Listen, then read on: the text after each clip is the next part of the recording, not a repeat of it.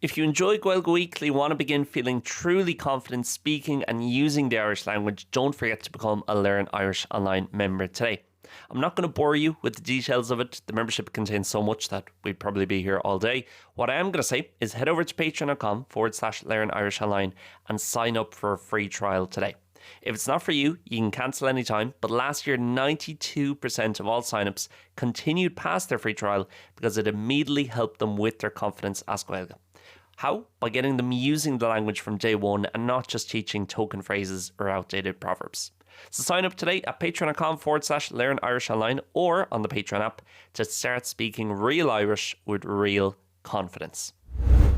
Steve, Liosta Nua, Trónónama, fáilte raspaig an seo fáilte week Gaeilge Weekly, EAGRÁN céad is a carcha hain. Agus marstanach míle buchas as tiúnal isteach agus míle buchas as a bheith tacu le Learn Irish Online agus le Gaeilge Weekly. So, an tachtan so, bhí mé gurí rud a cinnta dhéanana nach bhfuil déanta am le tamlanús níl sam cé go fád a beidir. Sé bhí, seacht bhí rud a cinnt mar sin. Bhí mé gurí labhairt faoi my favourites. No, ilca leile, na rudaí a bhfuil mé ag buint taitneamh as tú na leichantí seo, na rudaí bhfuil mé consuming is fualam an focail sin, níl sam cin fá focail comh nua aimsithe atá ann, ach na rudaí bhfuil mé consuming ó thaobh podchrailtaí de, ceol de, leabhar comh maith, na leabhar a bhfuil mé ag léamh faoi láthair agus níos tábhachtaí ná just a bheith ag léamh na leabhar a bhfuil mé ag buint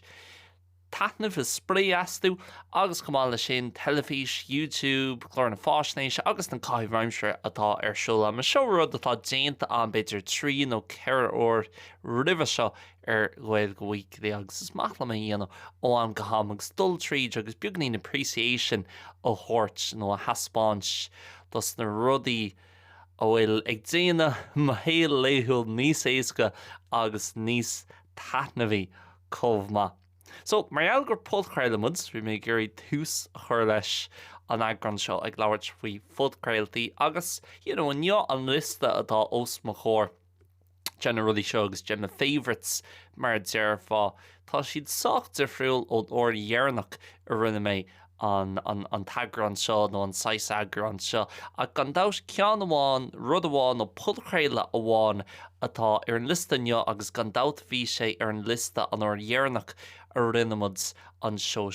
ná Indo Sport, podchraile sport atá ann leis an Irish Independence. Now, rih labhairt faoi Indo Sport é haon, caiimrá tá an Irish Independence nó an Indo mar ghlítar ar gomininic ag déanamh sá obair le déanaí maidir le podchrailtaí agus maidir le content ar lína go generalta. Ar nó on éireann tá gáis broadsheets nó gá fápéir agus gá nuacht don atá bhd níos mó na beidir aon cín eile ar leibhéal náisiúnta agus sin iad the Irish Times and the Irish Independent agus tá sé mar sin le blianta nús. Agus tá sam go daithníonn cín difriúla le daoine difriúla domsa i gcónaí nar táíon éireann agus ceanaíon papar nuacht a déanaach an Indo a cheannach ach go háiríonn an léithintí seo mar gheall ar an oibríonnach atá ar siúil acu ar lína.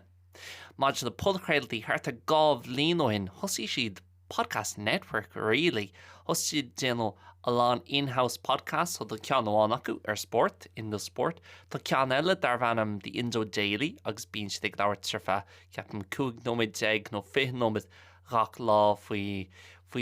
scéaltaí an lei sin, beidir rudaí atá ag tarlú sé le políochta nó beidir rudaí atá ag tarlú na stáitíntaí nó le Trump nó timpeall an downs orintanta tá sé beagnaí depressing ach din si job má ag labhairt faoin na rudí seo agus níl sé cléanta ar bit din siad coverage jazz ceapam ar na scéaltaí is tábhachtaí atá ar súil timpeall an down. Cumála sin tá cean acu dar bhanam seachtain agus bíonn ag labhairt as Gaeilge gcónaí ar an gceann sin orintanta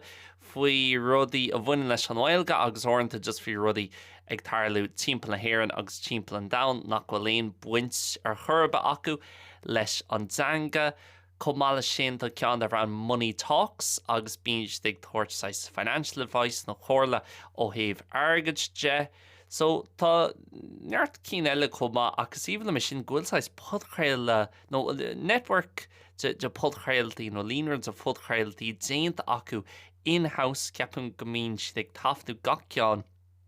sna cheann carú atá acu an sin Talbot Street I lár Bhlá Clia agus ceant an rud is fearr ná na hanchaí atá feitse acu. So tá Joe Malloy mar hampla gcuid acu ó off the ball so bín session mar an príomh-host an sin Indo Sport agus bhí session off the ball le blianta nús freisin bín sé déanú an rugby ar Virgin Media agus tá sé anhagus is even am gofuil ní airna siad sais le job déan dúirt siad right má tá muid sa chun podchail sportaí ana tá muid sa chun na hiiriseoirí is fearr agus de pundits agus na hir imróí is fearr aáil an sóseo agus ba studio ceart a gin ba branding ceart a gin agus rinne siad job ceart job profisiúnta níl sé go lomsa just an seo ima orsan na gláirt agus ag déanú a go thuirachta ina éonar tá siad actually ag déanú an job ceart ar nóí tá bhád níos mó acfuní acu chun é sin a dhéana ach tá sé anhá. Agus Lindo Sport sin siad dabíonach leis an chohromíocht ceapam atá fíorhabhaach maidir le sport coverage agus sin rud a bhí le fáil off the ball agus tá le fáil off the ball freisin chum pulchaile nó stáisiún radio an bhór bhfuil ceangailte le newstalk ceapan nó bhí ceangailte le newstalk níl saman bhfuil sé fós agus an chohromíocht sin a luan mé ná an chohromíocht idir an crack a bheith ad agus actually tógáil an sport daire. Is fulam nuair tá mé géisteach le béidir rudí ar Sky Sports mar hampla maidir le sport agus tá si ag leabhart cómh daire faoi gacrad agus tá sé có dehumanising maidir leis na banistóirí agus na himróirí agus na daoine de friúla atá ann. Is friúlam ag leabhart trí transfers agus we should spend 50 million on him and 60 million on him. Is tá sé seo daoine atá iontu cían fábhfuil me ag leabhart futhú cosúil ghfuil siad mar anmhíthe. So ní málam nar bhíonn sé rógáire nuair tá tú géis le rud aigen agus bíon an nummarcha sprí leis tá tú tá an sport seo tábhaach dom beidir mar hampla tá simán sa feilghailach sa Formula 1 sa snooker tá mé géirí proper coverage a chostal má tá mé chun or cléig nó or go le a chathú ag éisteacht le chlorradio nó pulchaile aigen. Tá mé géirí gfuil actually analís ceart nó daoine ag leabhart faoin na rudaí is tábhatíí atásúil sa sport. So síhanam go mbíonn an chohromíocht ceart acu ar Indo Sport maidir le sin i gcónaí bíonn crack acu agus tuigeann siad nach bhfuil an sport a haon mar an rud is tábhatíí. Ach comála sin is íhanam nach míns tí déanú an nummarcha analíse ar an sport a haon agus na cluichí orintanta bíonn ag leabhart faoin na rudaí níos leithne agus na rudaí cosúla níl mar hampla. Níl siad chun a lánam a chathú ag leabhart faoi tá Gearmán an na láidir ag dul seach go dtí an churn damhanda seo atá ag teachta níos sna Stáit Aontaithe Canada agus Mexico. Ba is de caithfidh níos má me gur na fibre atá leis an churn damhanda seo agus an conspóid atá leis agus FIFA agus na rudí níos leithne agus níos mó ar nó sin beidir sampla dúilteach ach bína rud cían ann comá beidir leis an Guman Lucas Gael ba is ag leabhart trí Ross Cummins her forward line is very good whatever ach níos mó ná sin ba is ag leabhart trí beidir an format agus an dríocht an iste ag buint leis na fixtures seo agus na chluichí seo. Agus gin siad job má ag féchant ar an bigger picture agus an crack a bheith acu chum agus tá lán pundits agus sanolaí aontra acu ar an rugby mar hampla tá Eddie O'Sullivan agus tá Luke Fitzgerald ann chomh má bín Paul Kimmids ann ní hatníon Paul Kimmids go mórlam ach tá sé simú fós chun bheith ag éisteach leis tá Dan McDonald ar an soccer tá cúpla ladínta ag déanú an peilghailach bín Conor McKeown an sin an golf agus an pilghuile com agus cúpla rud eile agus tá seoínta gacu ar bhean an bits and bobs dhéanaan siad gá ó in aine seachtainna agus just bíonn siad ag leabhar trí meascán sa gacrad. So ar nóid tá an Gaeilge football show, tá an soccer show, gacrad eile ach freisin ar bits and bobs just bíonn an crack acu agus bíonn siad ag leabhar trí whatever agus meascán ar rudaí de friúla atá ar siúil is saoil an sport. So tan hín sa sin go mórlam agus óchin tá maid tar éis teacht ar fudchréaltaí eile ón sais Indo Podcast Network agus Money Talks agus Indo Daily agus cín cosúla sin. Freisin tá cean mar sóiltíomh tá maid sách gafa leis an F1. So tá maid géisteach ná beidir mai se seo beagnaí neisteach. Ach bí maid géisteach le pudchréile ar bhanam 3 legs 4 wheels go bunasach tá cúpla lads ar an Isle of Man agus tá pudchréile F1 acu. Níl sé acu mar an post atá acu nó on rud mar sin just bíonn siad ag déanú an pudchréile mar chatha bhaimsre agus bí mé cathóla an ama i ggéisteach le sin ach ní hat níon na an sais crew nó an line-up acu inis ní hat níon sé comórlumm mar a hatan an line-up bhí acu bliantóhin. So faoi láthair tá mé actually ag dul as beag nach 10 líon ó hin inis agus tá sé seo beagalín aglach gohfuil sé inis beag na 10 líon ó hin ó 2000 sa 70 ach tá mé dul as agus tá mé géisteacht ar an pudchréaltaí ar fad rinne siad i 2070 i ri na bliana sin agus é ag déanana anlís ar an séisir sin agus ar nóid tá na tamánaithe umlan ar friúil agus tá daoine de friúla láidir tá daoine de friúla ag fáil an bua in nachrás. So umlan ar friúil like actually really simil chun féchan tír agus éisteach le cad a bhí daoine ag smaoin a faoin Formula 1 ag an am sin. Bhí sé seo rih Drive to Survive an chlór fásnéise mór a tháinig amach madra leis an F1. So bhí siad actually an a dúilteach agus ar geez ní léine ag féchan ar an F1 na léithintí seo ní léine ag labhart suí agus ar nóid tá sé sin umlan ar friúil na léithintí seo so tá sé an simúil céh tappi is ar rion sé sin. Ach rud éigen agus tá sé seo aisteach agus an specific ach rud a níon go mórlam frí níos mó na rodile ná níl éon fógrathe ann. Agus mar dhealar sin agus níl an ceol ann an freisin just bíonn siad ag labhart ar fad 2 uair ag clig agus sinné. Agus an fá a níon sé sinlumm ar nóid i gcónaí nuair atá tú an éisteach le rud ag an nachhfuil fógrathe aige tá sé beagnaí níos fearr. Ach tá mé an éisteach leis agus mise sa labba ag dul am chulla. An bhfuil sad, mar má churmra dagan ar siúil agus tá fógras sé hon i gcónaí bíon an fógra comhór sin. NordVPN, Surfshark, why don't you get involved? Use the discount code, whatever, 10 today. Agus bíon tú i do chúiseacht, so ní féid leat dul a chulla bíon tú ag smaoin tá mé beag nach a chulla inis ach seans go mbeidh fógra a gan cúpla nóméid agus tá sé hon mise a chur i mo chúiseacht agus mar sin de. So nuair th líonn sé sin chun sé isteach go mórm so sin cean duna taon pudchréaltaí meall nach pudchréile profisiúnta agus nach bhfuil sé ag teach do beidir broadcasting company nó ó chlór radio nó stáisiún radio nó stáisiún telefísin nó popar nuachta níl éon fógrathe is sé ann. So tá sé bhád ní sé éisteach leis agus mise ag dul i mo chulla. Now, ag labhart sin agus ag labhart fao fógraí, tá mé chuna bheith beagnaí tíochaí an seo agus fógra a chur seachtaíoch an so. Muna bhfuil tú ag éisteacht ar Patreon ba fógra ag an am seo just ag rá rís faoi bailríocht Learn Irish Online an Learn Irish Online membership. Ná sin dearmid chun de tríd sé an eisce a hosú i NÍO ar feadh seachtain amháin. Muna het níon sé leat is féidir leat é a chur ar ceall anis ach má tá tú ag fólam na Gaeilge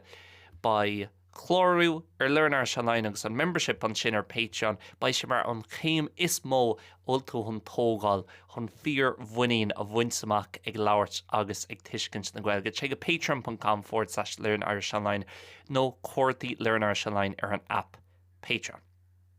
So ag leanna try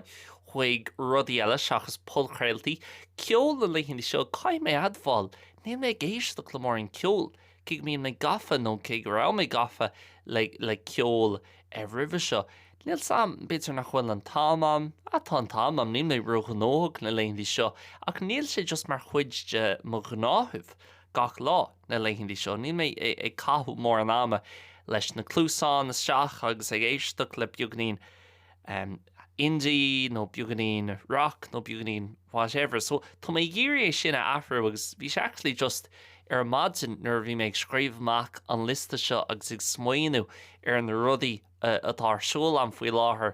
Thug mé féidir, jeez, cai mé éisteach le níos mó ceol, mar tá sé chomh más sin dumsa do mo chuid meabharláinse agus do chunsa tá méid mothú agus go háirithe géisteach le ceol house. Ní cheapan gur mé riomh ag labhairt faoi seo ar an budchréile agus íomlam ceol house. Ná cosú le gach duine téim trí tréimhtaí de friúil lá orintanta bí mé géisteach le bhhad níos móide.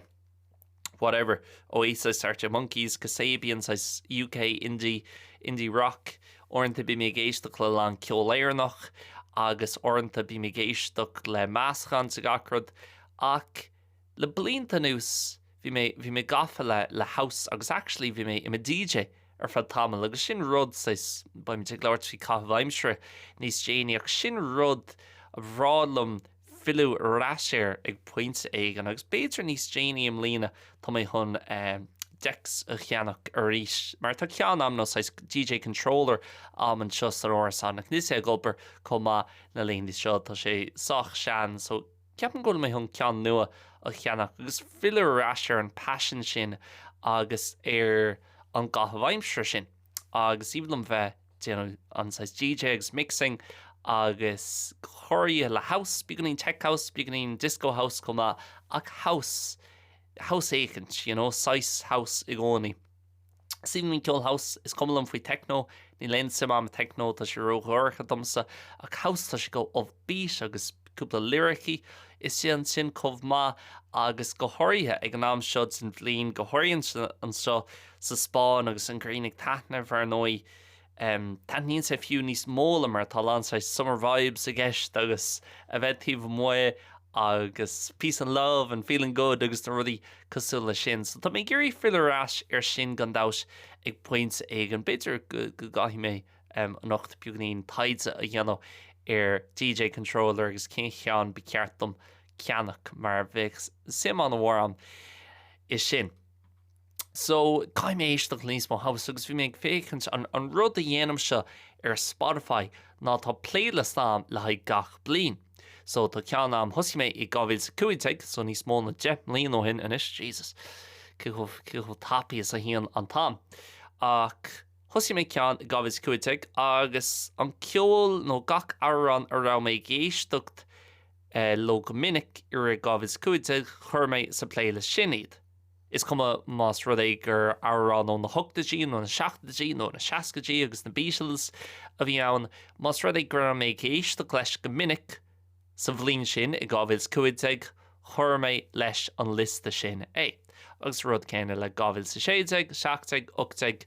agus mar te an ná bíon háirtar 300 nó 350 áran in nach playlist. So mar hampla an airí gábhfuil fé cuaig chuir mé bíod nach cean amháin, bíod nach áran amháin is sa playlist gach lá. Háirtar 300, 400, so háirtar cean amháin le gach lá den bhlíon bíod nach. Ach am líana, tá céhhéad léhantaí, tá bíod nach 5 bhí imithe. So 150 lá imithe hana féin am líana. Agus ní le caracha áran im a playlist don bhlíon seo agus im líana.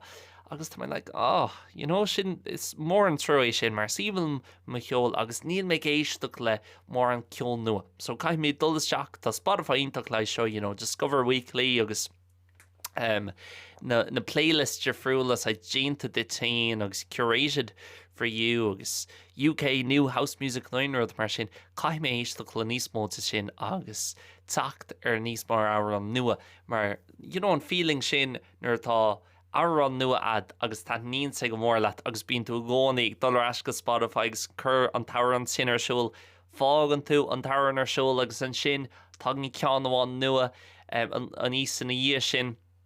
Tá sé sin ionach agus sin an habis an gnáthmh an nós a chaithí mé crothú arís agus a chur isteach arís I mahéal. So sin an plán agus just thug mé fi dear maidin ag scríomh ceol an lista seo agus gra jeez, níl mé géisle le mór an ceol na leithne seo thure. Ag leannis roi chuig leabhar agus tá leabhar an gó á léomham faoi láthair. Tá mé actually ag áléomh ceann na leabhar Harry Potter. Mar a leabhar mé faoi cúpla seachtain ó hin beidir míohin inis an bud chréile fi mé ag leabhart faoi díormh áisnéisí agus ag leabhart faoi I gcónaí ag iarr bheith fólam rudaí ó saoil nó daoine timpeall an domhan agus scéaltaí de friúla bheith daoine agus céimh maith is atá díormh áisnéisí le an rud sin. Dúirt mé, ba cheartm rud ag na léamh I fiction. Honest go maiid an says switch off agus gan a bheith explain, okay, have to get better at this, or want to learn more. So an dhéar nach raibh mé an hí na leabhar Harry Potter ar fad an sin. So thóg mé an ceann Prisoner of Azkaban, mar sin an ceann a níon is mólam, nó an scanna an arénos a níon níos mólam. So thug mé an ceann sin lum arás an so chuig na Spáine agus tá sé sin á léomham faoi láthair. Agus tá méid buint taitnamhas níl sé an bhaach tá méid buint taitnamhas agus, when I get into it agus nuair atá sé oscailte am buinim taitnamhas agus arís tá tá deara gurm an so sa Spáin tá an dul amach go plaza go cearnóg beag agus an gréinnig taitnamh nó beidir dul amach le caí sítíh mu agus a bheith ag léomh. Má leabhar ach freisin an dhéarnach arám árás I náile. Cheannaigh mé leabhar as Gaeilge ó Charlie Burns I gcathair na Gaillimhe agus aon nach rá I Charlie Burns riomh agus má tá aon samad I leabhar agus bheith léomh le a hell sé isteach go Charlie Burns bookshop I lór na Chafraic I gcathair na Gaillimhe áit le an dríocht go dó atá ann agus is áit an speisialta domsa. An chuid smód in leabhar is sin is leabhar dar lábha iad tá siad an sir ní chosníonn siad ach beidir €5, €7 fiú níos lú orintanta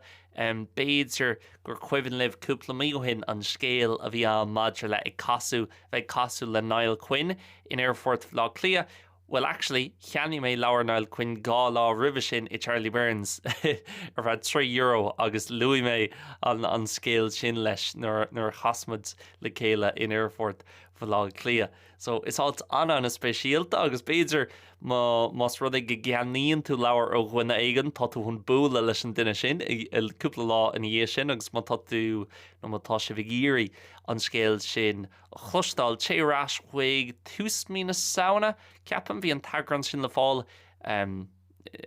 tá samgrán Niall Quinn isté an teidéil a bhí ag an bud chréile sa thart ar an am sin. Túsmína saona 2000 is a fé cuaig. Agus, tá Charlie Burns ionintach cinnte lán daoine géisteach le seo bhí sibh Charlie Burns ach munará an chéadar eile ó bhfuil sibh I gcathair na Gaillimhe tuige Charlie Burns agus dul isteach agus is féidir that ó 2 or 3 or chuig a ceannach is sin agus fós a bheith teacht ar rudaí nua. So an dhéarnach raibh mé is sin tá section acu nó písaigh siopa acu le leabhar as Gaeilge agus tá Gaeilge lán le feicáil I Charlie Burns sin rud eile atá ionintach faoi agus cheannaigh mé leabhar le Liam ó Mórchile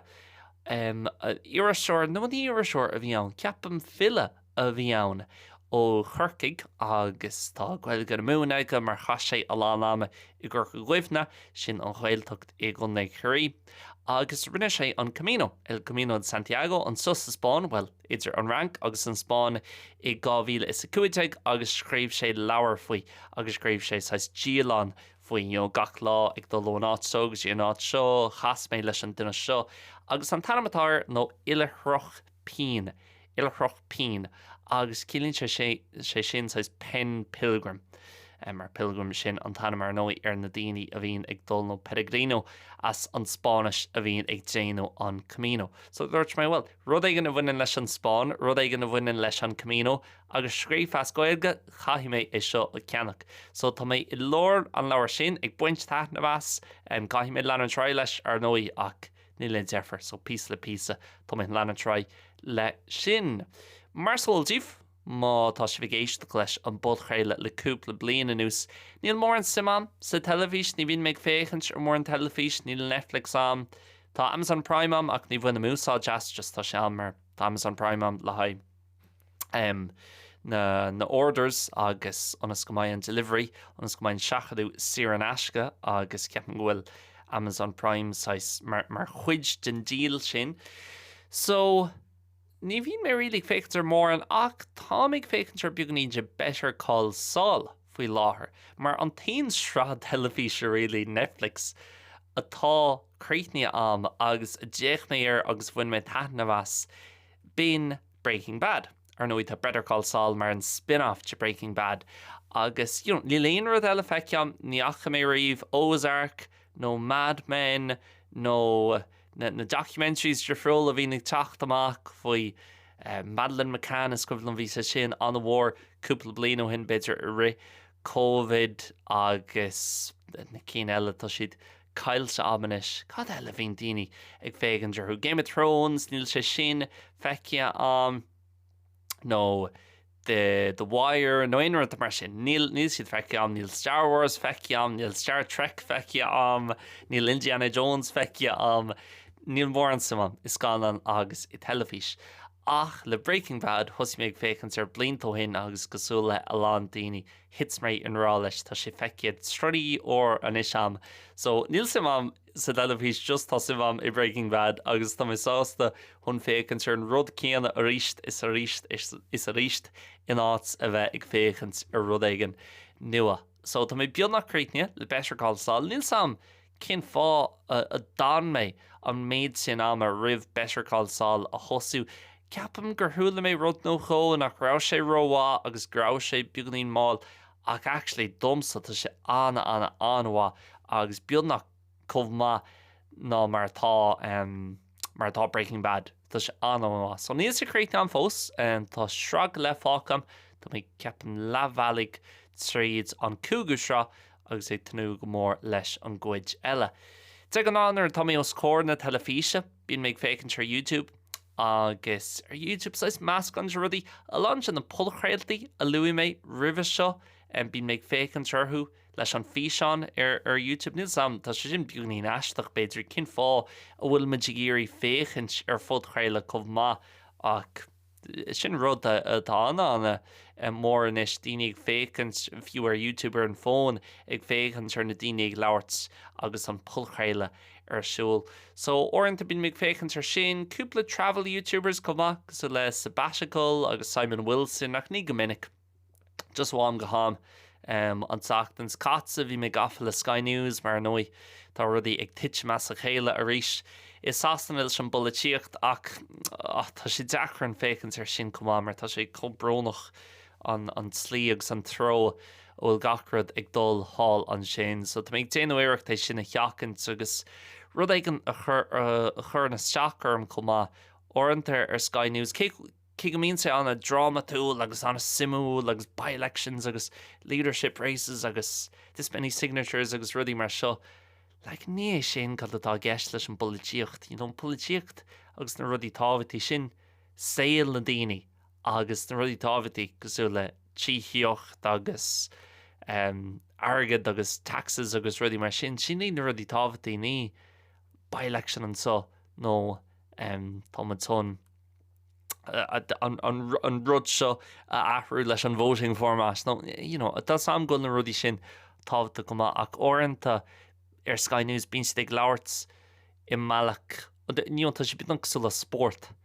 in áit just bheith labhairt bhí actually saoil na daoine agus daoine atá ag stracals am muhin sin agus sin an rud is tábhaití maidir leis an bolatíocht. So orintanta just Jane America é sin cheachint agus sin rud ar laiad den éan ceapam leis an coverage tá sin níos mó actually faoi na faibanna agus na rudí atá dachar le daoine agus cín chuí gur féidirlinn na rudí sin a réitú níl an méid céine sensationalism in Ireland beidir mar atá hall sa ríocht aontaithe. Freisin bí méid fécint ar lán rudí maidir le sport agus go háirithe an cuman luchas Gael na leihinní seo mar gheall gohfuil an championship in full flow. Well, tá sé chun tosú an deir seachtainna seo ach ar nói bhí na provincials a gin hána féin. So ag fécint ar lán rudí Maint le sin agus déich mé chlórfásnéise iontach an lá hána agus tá sé hús an sin YouTube dar bhana Maroons agus buinn sé le iarmhí chun hirirmhí agus 2024 seans má go mbeidh is ag daoine bhuaí chun hirirmhí an Craobh na Lion tacht an hin an deir seachna scatsa in áibh lá clia hús an sin I borch an chrócaig agus bhí sé sin mar an dair óir sa star a bhuaí siad an Leinster Championship agus an chéadúir bhí sé 2024 agus bhí pádio sé ón riocht ó chirí bhí sesin na gceannas an éireann agus rinne siad sa documentary nó chlórfásnéise an éireann sin 2024 agus ar nóí na léondí seo tá chlór na fásnéise chuile ghuine agus chuile fearn agus all or nothing inside Arsenal, all or nothing Man City Amazon agus behind the scenes at whatever Liverpool or behind the scenes Rory McIlroy and Masters ach na léondí seo ní rá ach rinne orsa beidir mar gro níos mó agad acu ag an am I réit na 2000s rinne orsa cúpla documentary nó chlórfásnéise iontach cúpla ceann an rugby gábhfuil sa seacht an rugby cin tanam bhí sin Reaching for Glory Imagine leis an Six Nations an chraibh sé an áisiún I gábhfuil seachtagus ceann eile an Grand Slam I gábhfuil sa ní ach Maroons an tanamatá 2024 iarmhí agus ag dul timpeall le pádio sé agus tá sé beidir bunithe níos mó saoil fádio sé ná aon rud eile ach tá sé anhá agus an run sin a bhí ag chundaon hirirmhí 2024 agus ag buchans Craobh na Lion a bhí mar rud anmhór ag an am agus tá an óráds cáúil isté sa documentary sin freisin pádio sé ag labhairt faoi the grain of rice and the loaf of bread and getting effed over the sideline agus gach rud eile. So when we saw that sin agus déich mé sin madinte downí dúrach ribh an Leinster final agus ar nóí bhuaí chundaí na hirirmhí a rís an Leinster Championship Craobh na Lion an dánach in áibh lá clia I borch an chrócaig so cínte gur apádaí ag féchans síos orthúb agus siad san hús an sin ar na céimeanna ar na steps ar borch an chrócaig ar an dánach. Agus sin mád le chahhaimsre ó caiimí fécinir a dhéir til Sunday cuma sin an ceann máidir le Gaeilge agus ag buchant an All Ireland in 1998. Ach chahhaimsre leighindí seo tá dúirt éis fileráis an snooker ní ra mé ag immert snooker le 6 nús bhí mé gnóthach le rudí eile tá mé ag fileráis ar a bheith ri chumá tá mé géirí lan ri a dhéanamh an bhí seo mar miúil mí lúnasa ba sé róche rilí chuna dhéanamh an sofiú ar madsan ba sé hart ar 28 game Celsius so tá mé géirí tana bhain se sin an sais make the most out of it rih a Harlíonn se sin agus freisin tá mé éis colouring book ó cheannach cúpla seach an ó hin mar dúirt méid tá níos mó gníomhachtaí agus cathbhaimsre ag taistil bhaim ó bhfuil mé an déanú gan bheith ceangailte leis an Oldbergs gan bheith ceangailte nó sa switch down mar déir fá faoi ok an rud seo tá mé géirí dul chun cín leis an rud seo tá mé géirí an rud seo a ón agus just switch off completely agus buchas le dí fiú leis an fón ag fécant ar rudí ar Instagram nó YouTube níl tú switched off tá tú fós an mar déir fá tá tú fós ag smuoinú faoi an bhí an seo tá sé sin éis smuoinú ó thuirtam ach le colouring book agus leabhar dathach tá tú an switch off mar ceart agus tá cúpla colouring pencils ceannaham agus bhfuil hin go bhóra tá sé go hintach so tá mé buint tanamh as sin comha na léondí seo. So yeah, sin cruint nóimid an sin, guys don tachtan seo míle buchas as a bheith céisteach éis má tá tú géirí ó bhád níos mó díorchasú le seo. Check a patreon.com/learnirishonline agus tú sa chur le de tríal siar an asca hálan sin nó Learn Irish Online ar an app Patreon. Gur míle maigi as a bheith céisteach le rómilibh éis an tachtan sugan slán agus beannacht.